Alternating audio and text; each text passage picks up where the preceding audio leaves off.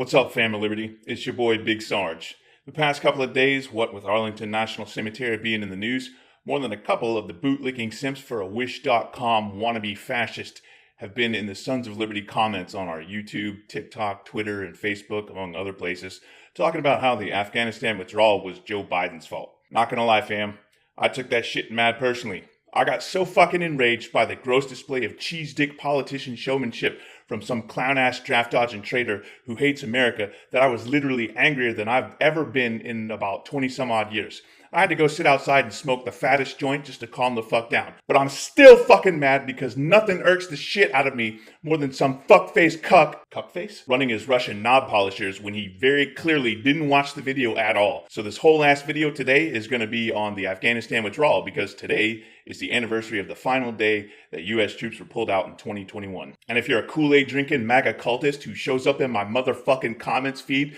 with some motherfucking bullshit, I am gonna buttfuck your soul so hard that you ain't gonna shit right for a week. So you may as well buckle the fuck up, kids, because Big Sarge is taking you to school today. So clean the wax out your ears, and when this video's over, just move the fuck out and draw fire, because there ain't no kind of safe space on the Sons of Liberty social media for any MAGA fuckwits chuckle fuckery. You will absolutely not find any shelter here whatsoever. Verily, I had thought that I was completely out of fucks to give, but lo, I have foundeth new depths of fucklessness. In 2001, the United States invaded Afghanistan after the ruling government, the Taliban, refused to hand over Osama bin Laden, who had claimed responsibility for the events of 9/11. By the way, for all you fucking clown-ass bitches who want to talk shit about how 9/11 was an inside job, let me stop you right the fuck there. I and many other intelligence professionals saw copious amounts of first-hand proof that it was Al-Qaeda. And no, I don't give a fucking shit what steroid Joe Brogan says on his fucking podcast. So after we ass-fucked Al-Qaeda back into the Stone Age and rendered it almost as impotent as Donald Trump with a consenting non-related woman of legal age of consent,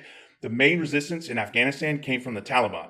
The vast amounts of insurgency was from local warlords and Taliban leaders. The vast amount of acts of terror within the country were perpetrated by the Taliban. When Donald Trump took office in 2017, there were around 10,000 troops in Afghanistan, and an additional 3,000 were later added just to help keep the peace. So in 2019, when Mango Unchained, aka Old Man Spraytan, invited the fucking Taliban to Camp David on the anniversary of September the 11th to hold peace talks and to transition America's remaining troops out of Afghanistan, it is absolutely fucking correct to say that Donald Trump negotiated with terrorists. In doing so, Velveeta Voldemort excluded the rightful, lawfully elected Afghanistan government, and he sure as fuck did not consult with the Afghanistan army and police officials either. Gee, Donald Trump not having any respect for the military, for law enforcement, for lawfully elected officials, or for the rule of law? Huh!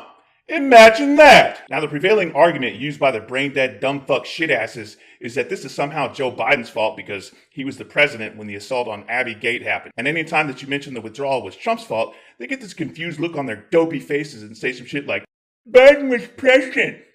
What kind of chuckle-fuckerated bullshit is this? Do y'all motherfuckers live in an alternate universe of alternative facts? Or are you such a brainwashed sheeple cultist that you don't believe the actual reality that unfolded in real time for the fucking rest of the fucking planet?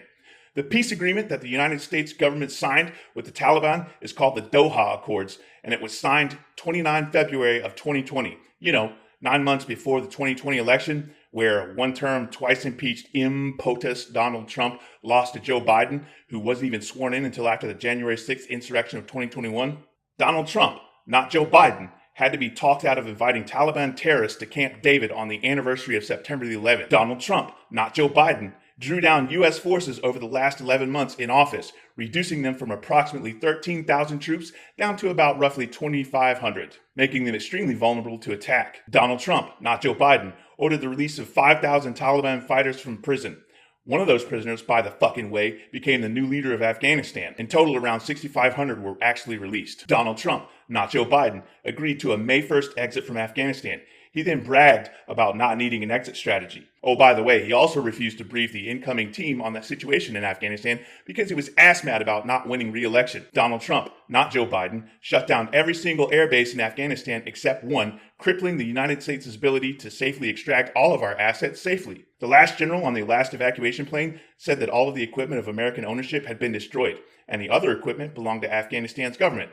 That was basically the Taliban when Trump gave them the keys to the country. Remember the photos of Taliban dudes riding around in American Humvees and MRAPs wielding American weapons? Yeah, all looted from what used to be the Afghanistan government, which, by the way, the people democratically elected. Not that Trump would know anything about that. In a previous video, I said, sure, Joe Biden could have said something like, this plan's fucking stupid, it was drawn by an angry toddler, and I'm not doing it. What would have actually happened was that since Donald Trump had reduced the amount of troops down to less than 3,000 people and left us with one airbase and virtually no military equipment, and since he cucked the Afghanistan government and military, Joe Biden would have basically had to re-fucking invade the whole ass country one more time just to complete a proper withdrawal. We would have had no goodwill with the Taliban, who, by the way, publicly stated that if we didn't withdraw, they would raffle stomp the U.S. forces that were there before we could rescue a single fucking survivor.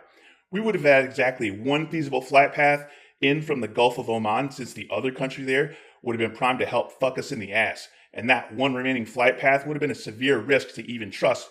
That's just my personal opinion, though. Fuck Pakistan. So for all you right-wing ass clowns and bitch-made MAGA cucks flocking to the comments to run your Shrek-sized Delta Bravos, well, actually, Delta Bravo is military phonetic for the letters D and B.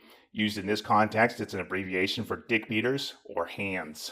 Over the keys at me and other flag-waving American patriots about how the Afghanistan withdrawal is Biden's fault. Fuck you, you fucking ignorant ass motherfuckers.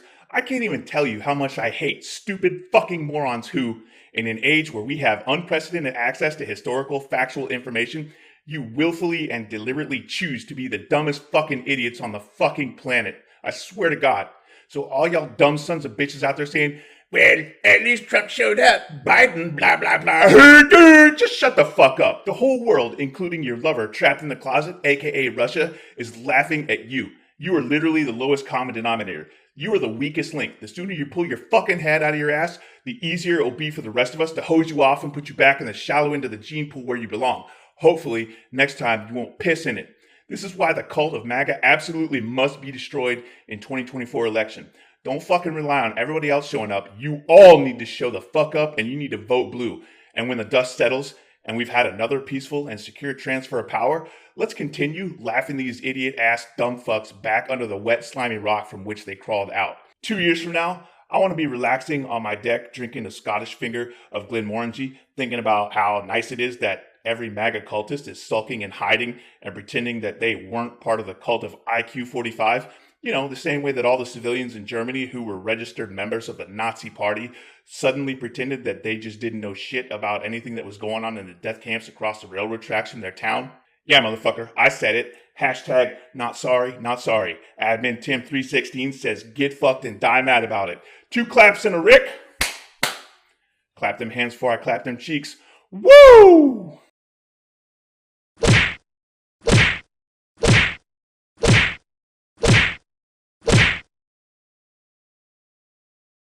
I had to go sit outside and smoke the fattest joint just to calm the fuck down.